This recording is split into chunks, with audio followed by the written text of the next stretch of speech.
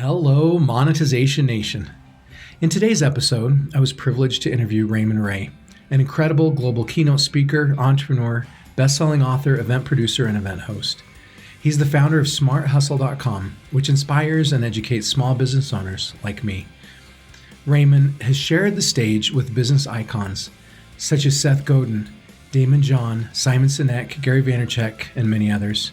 He's interviewed President Obama and joined Ivanka Trump at the Global Entrepreneur Summit in India. Over his extensive career, Ramon has written thousands of articles, spoken to thousands of business owners, and impacted hundreds of thousands of small business owners and entrepreneurs to help their businesses thrive. Today, he shares his personal story of how failure helped him find success.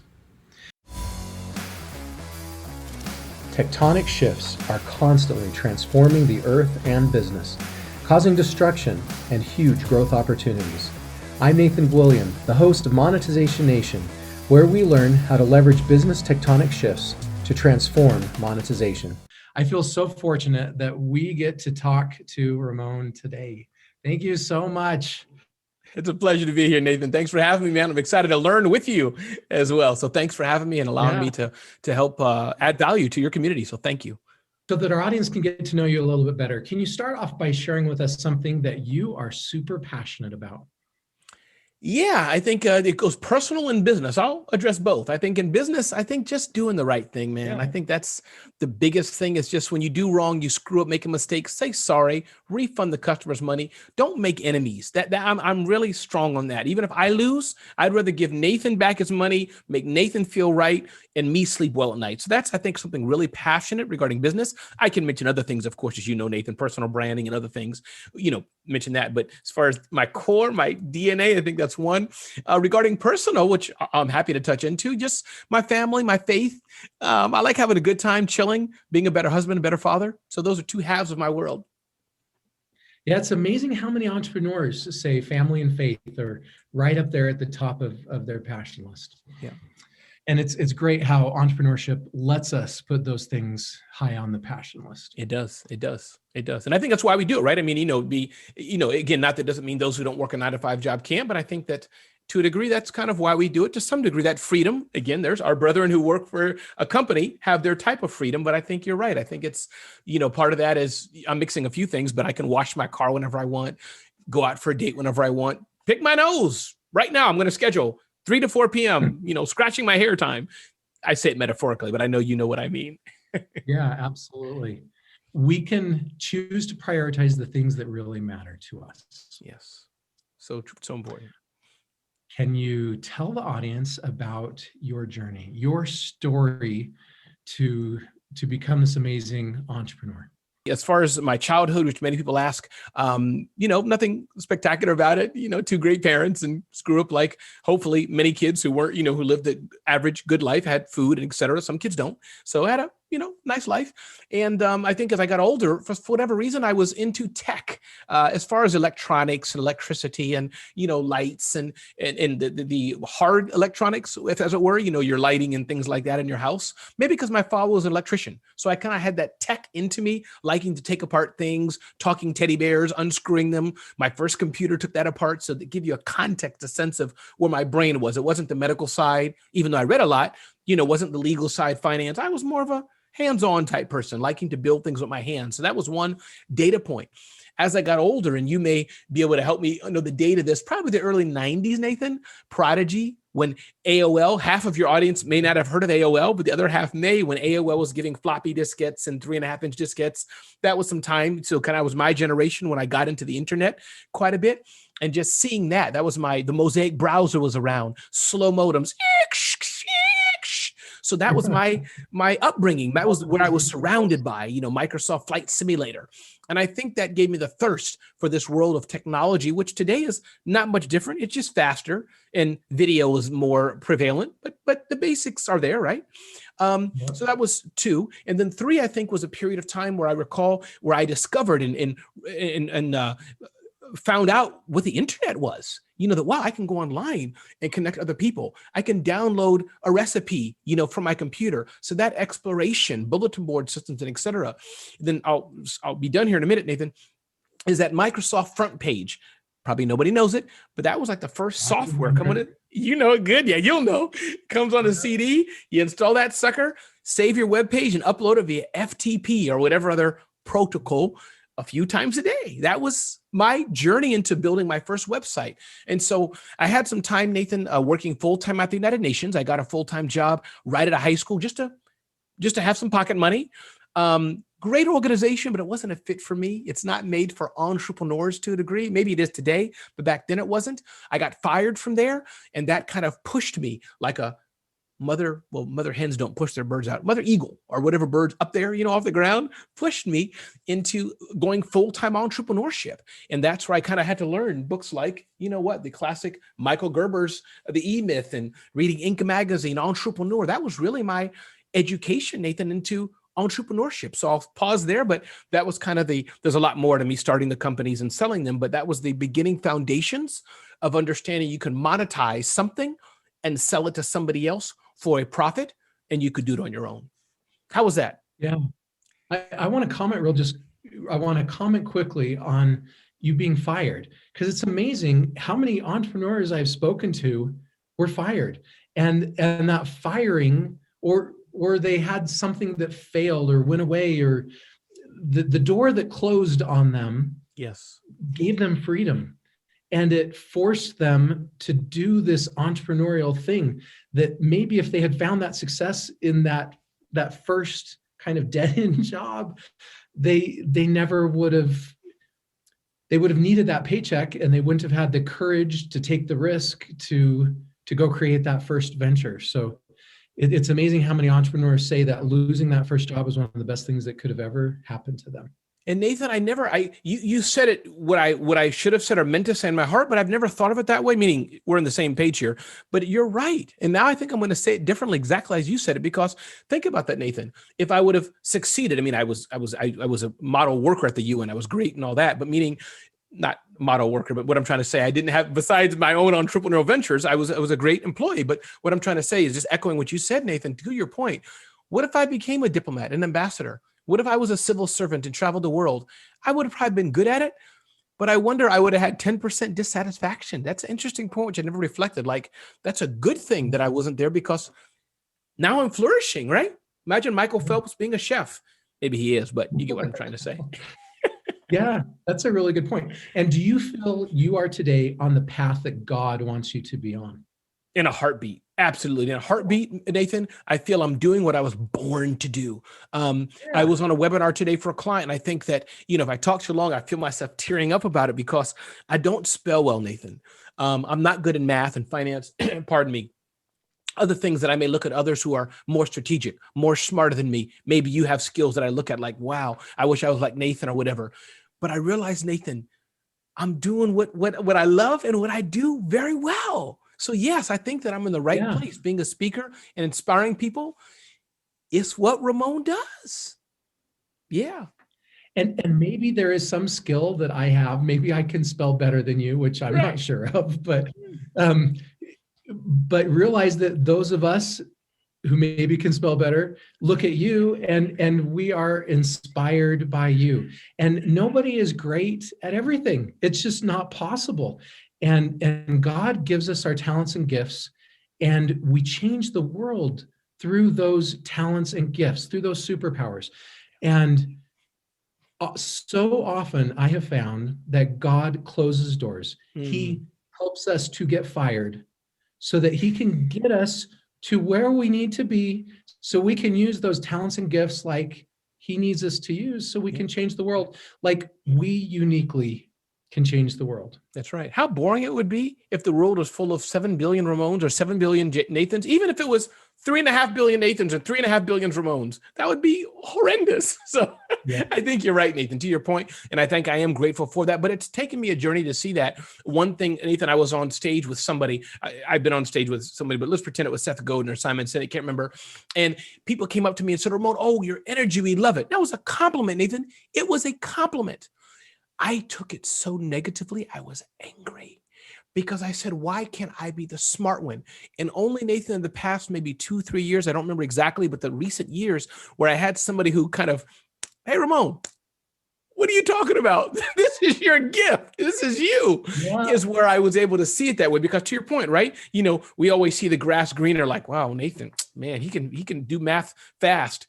I can't. And I'm like not realizing that I can cut grass better, whatever silly example. So you're right, Nathan. It's taken me a journey to realize that the unique gifts and talents I have. And I think to the whole audience listening, right? A lesson for them. We all have that, as you said so astutely, Nathan. We all have some special talent or gift. Some have more than one that we can share with the world for sure. Yeah. All right. I'd like you to keep going on your story. Okay. So start with your first adventure. Yeah. Yeah. So that was the data point, being at the United Nations, learning, but not, learning. I could have learned, I learned a lot more when I got fired because going to more events and having time, but I must give that period of time some credit, reading magazines, diving into books and just having the theoretical knowledge. So, but my first company, first one or two, in fact, was started in the United Nations. So while there, I had one of my first businesses, a small technology consulting, just me doing, but consulting, going to clients and helping them. Microsoft Access, anybody know that? Raise your hand. Tools like that, which many don't use today, but I'm sure there's a big installed base, but a lot of it's cloud-based, but Microsoft Access, putting computer networks together. So that was my first business, and I dissolved it. Second business is where I started smallbiztechnology.com, which I sold 20 years ago, 2 years ago. I started it in 2009, I believe was the domain name, I think. GoDaddy can verify that. But point is, that was just a blog, Nathan. That was a blog about tech and small business. And I guess in hindsight, right, as I shared earlier, the tech background I had, whatever way it was, that was kind of blending. Maybe I had some little knack for writing, and I'm not a scribe, but blogger. I'm sure you have some of that in writing and blogging. Blending those things together became smallbiztechnology.com, which was it's one of those things, Nathan, help me find the right word, but it's one of those things that's not like you're CNN crushing or you're getting millions of page views, but for that audience, it's still important. So whatever you call that, it's small, but to those people, it's powerful. What do you call that kind of thing? You're the category king. There we go. So I'll take that. So, yeah. Yes, correct. So I had smallbiztechnology.com, and that was a blog which was great, and I got a lot of speaking gigs and et cetera. And then the third business was my Small Business Summit, and that was an event business that I started and launched with my dear friend, who's no longer my partner in the business. She's doing some other things, but Marion Banker, and I started that with her in 2006, I believe it was. Small Biz Technology would have been in 1999 or whatever the math is, 20 years ago to 2019. What would have 20 years ago been? That's 2000 and whatever that math is for Small Biz Technology. 20 years ago, 2 years ago. So then Small Business Summit, that was the birthed the idea in 2005. We had our first event in 2006. Nathan, didn't know what I was doing. I was just tired. You may hear me reference Seth Godin a bit. He's one, we all kind of have our mentors, people we look to. He's one that I look up to, and I've read his books, and just, I dig his style. And he always talks about, Nathan, that why wait for somebody to call you? That's why I did my Small Business Summit. I was tired of, they're having an event. Why didn't they call me? They're having an event. Why didn't they call me? He's having an event. Why didn't they call me? You know what? Heck with it. Let me do my own event and call myself. That's what I did. Lo and behold, we had an event 14, 15, 16 years or so. Hundreds and hundreds of people attended it, thousands over the years, big sponsors. So that was my third business, which I sold to another blogger, a blogging conference. And then my fourth company today is the Smart Hustle business. We've been in business for about 5 years, maybe 6 years, and all about inspiring and educating entrepreneurs. I would love to know, what is the biggest home run you've hit in your career? The biggest announcement is that I've been appointed as entrepreneur in residence at Oracle NetSuite. So, yeah, so not only the title, but the valuation, the heft of it, other things, biggest deal. But a few things I'm most proudest of, as it were, Nathan, speaking to Barack Obama, interviewing the president, that's pretty cool. Yes. It's not a monetary thing, but to be able to say I interviewed a president, not that millions haven't shaken a president's hand, whether it's Trump or Barack or Biden, but most of us haven't, right? He's the president. So that was a pretty cool thing. How the application process, 300,000 people applied to do that. It was me and 4 others picked to interview him. So I think that was another thing. And I think anytime you sell a company, whether you sell it for a huge valuation or it's just a small bit, to be able to know that, wow, Nathan sees value to buy an asset from me, I think that's pretty cool. So those are a few things, Nathan, that I think I'm really honored to do. And I'm sure there's a few more. The moment we finish this interview, I'll be like, oh, Nathan, there's this too. Well, congratulations on those successes. What's the greatest failure that you've had or biggest mistake that you've made, and what did you learn from it? Yeah, I've had so many, Nathan. And I think that one, as far as tactical, like one specific point I can think of is me trying to expand and do events in the West Coast in California. I've done events in New York. This is my hood. I know everybody here, everybody meaning in my space, in my little world, know all the players and influencers. California's a different ball game. So I did an event and lost about $50,000 there several years ago. For some people, it's a little bit. To me, it's a lot of money. So It's really funny that you're saying that you do events in New York and doing an event in California's biggest mistake. I just interviewed somebody, my very last interview right before you, that he said his biggest mistake was doing an event in New York because it just cost so much more and it messed up his cost structure.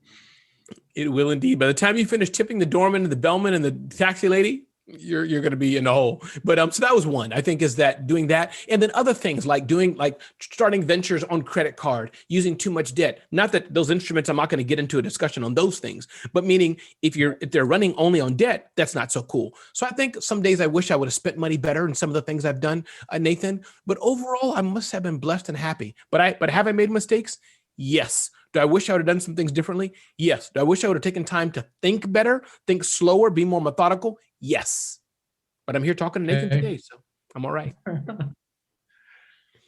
So this show primarily focuses on digital monetization. Can you share with us your best monetization secret or strategy?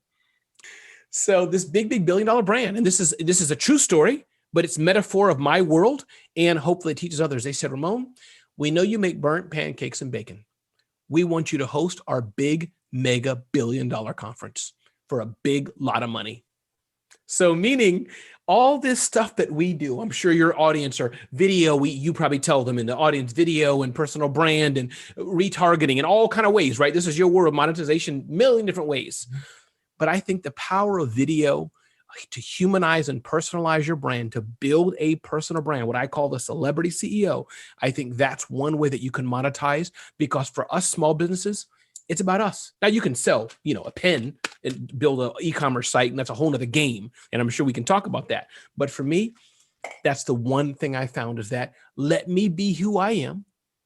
I'm not going to be for everybody. As we talked about earlier, the world needs Nathan, the world needs Ramon and everybody else. Let me be who I am. And those who want me will see what I'm doing, and ka-ching, ka-ching, ka-ching, they will buy. And it's worked every time. Yeah. So one of the first business I started was called adoption.com. And we had a service called Parent Profiles, where it's kind of like a dating site where the families that wanted to adopt put their profiles online, and the women who are pregnant considering adoption would go and choose the family to adopt their child.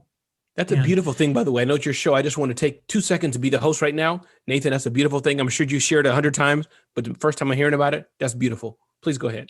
Thank you. That's very kind of you. And it's so interesting because a lot of people, when they create, a lot of those hopeful adoptive parents, when they create their profiles, they try to be like everybody else. And they try to say things exactly how they think the birth moms want to hear them. And we try so hard to communicate to them that it's not about being like everybody else. And it's not about sterilizing your message and being afraid that anything you say is going to offend her, right? If you are, I don't know, if you're some specific religion and you like some specific college football team and whatever it is, you like some specific band or singer, it's those things that are going to attract you to the right adoption opportunity. It's going to create these points of connection. Whereas if you try to sterilize yourself and don't say who you are, you're removing all of the connection points that's going to connect you with the right people you want to bring into your life. That's right.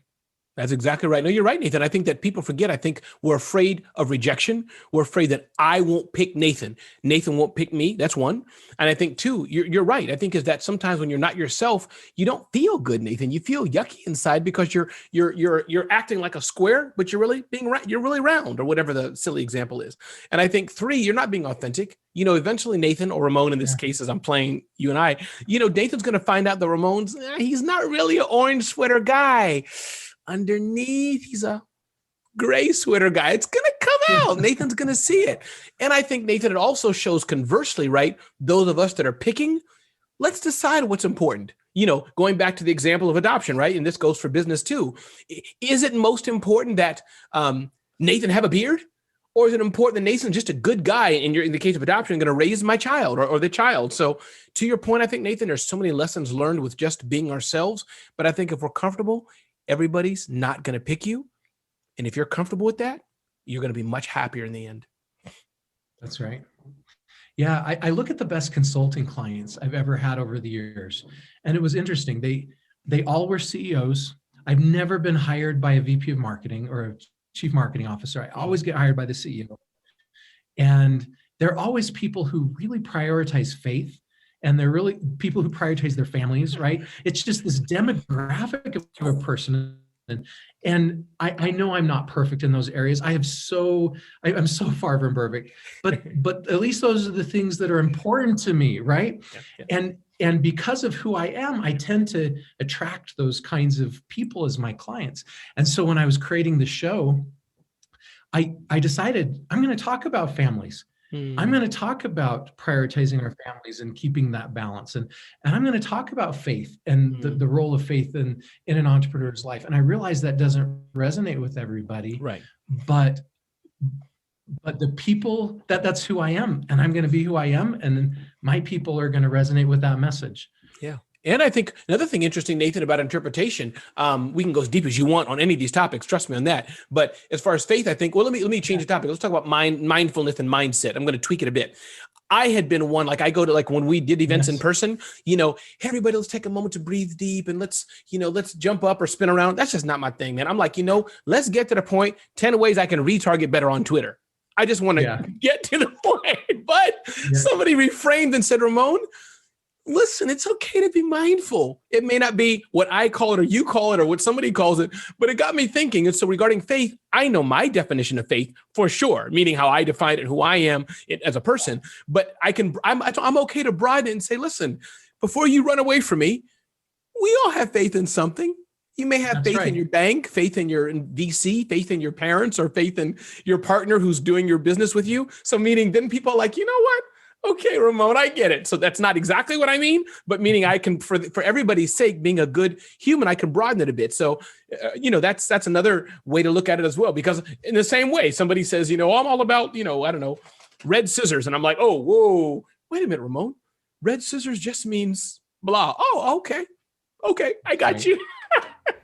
Thank you so much, Raymond, for sharing your stories and knowledge with us today. Here are some of my key takeaways from this episode. Number 1, we all have unique talents and gifts. Number 2, most times we need failure to push ourselves towards where we need to be. Number 3, failure is inevitable. It is how we react that helps lead us to success. Number 4, we must personalize and humanize our brands. Number 5, failure gives us a chance to grow. Number 6, to learn from failure, we must reflect on our mistakes. Number 7, we need to recognize our wins, no matter how small they are. Number 8, not everyone will pick us, and if we're comfortable about that, we will be much happier.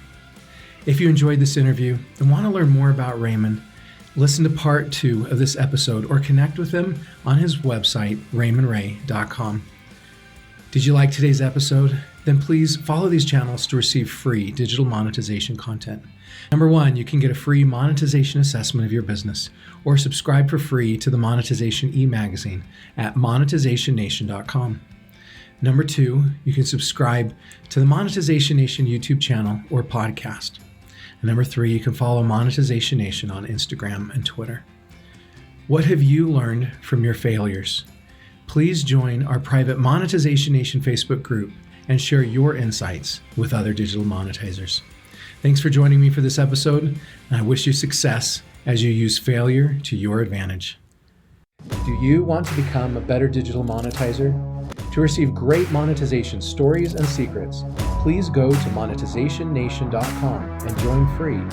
And if you liked today's episode, please subscribe to the show and share it.